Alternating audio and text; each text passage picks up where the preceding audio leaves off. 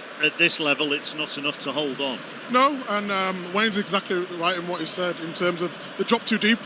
When they scored that first goal, they should have went for the second. I wanted positive substitutions to take the game to Argentina. Yes, you've got to respect their quality, but all it did when they dropped deep is allowed Argentina to get into their flow.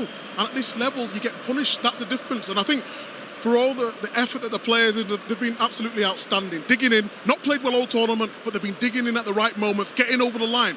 So when you look at it, you have to look at the manager and his decisions to go that deep so early. Harry Kane said then it was about going to get the next goal. It didn't look like that. It didn't look like that. Of course, the opposition were applying pressure. They made subs themselves. They was chasing the game. They brought on Martinez. He gets a goal. However, it was just too deep. They made it too easy for Argentina in that second half. I don't know if this is an unfair comparison or not. You tell me. Spain went a goal up last night against France and stayed in control. It's not, they didn't go flying forward looking for the second, the third, and the fourth, although they got a second. But they managed to control it. Yeah, is that the difference? Yeah, well, they didn't sit inside their own penalty box. They have control by taking the ball, by moving the ball, moving it quick with a quick tempo. I think once we got the first goal, and Mika's absolutely right when he said, when we got the first goal, we didn't look to go inside to score the second goal. Far from it, we made changes and we dropped in.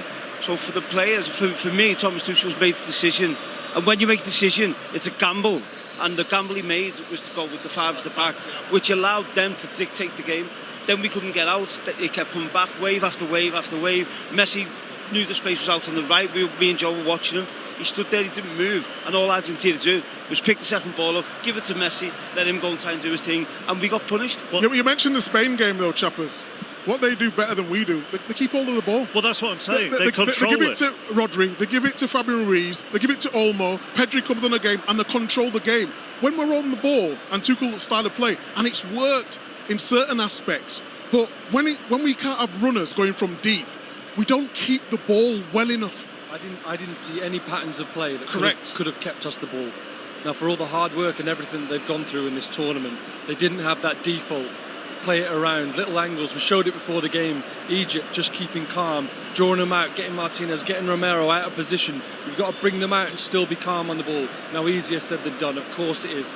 But I didn't see anything when the back was against the wall other than the old school, get it up the pitch and see what numbers we can get around it. How difficult are patterns of play to implement as an outfield player when the changes keep coming? I go back to the Norway game, the report looking at Elliot Anderson, people who analyse that game, he played 4 different positions over the course of that game. How hard are those patterns of play? I think even with players in a normal shape, it's against Argentina who go and press and try to win the ball back quick, it's very difficult. But when we got the ball, we had no outlet, so all we were doing was kicking it long, they pick it up, come again. So it's impossible. It's impossible. But for me, the biggest thing is, when Thomas Tuchel was making them changes, 100% them players will be stood on the pitch thinking, oh no. They will have known what was coming. They would have known it was coming at them, and they would have had to have a massive amount of luck to see the game out. Because none of those, when we look at those substitutions, and this is where Micah needs to go closer to the screen so you can see it. But but when you look at those substitutions there, none of them are like for like, are they? No, they're not like for like, but it's worked before in previous games, so he's stuck to the task. The difference is he came up with a quality opposition today. But yeah, I just thought it was too negative. I really did. Harry's such an honest interviewer. So I'm thinking maybe from another point of view, from Thomas Tuchel, maybe did encourage England to go and get the second goal. And then very quickly realised we're not capable of getting the second goal. And that's why he made the decisions. Because I don't think Harry Kane would say that for any other reason than that was the message that has gone on. If we do score, we keep pushing. And that's maybe why Tuchel made the decision to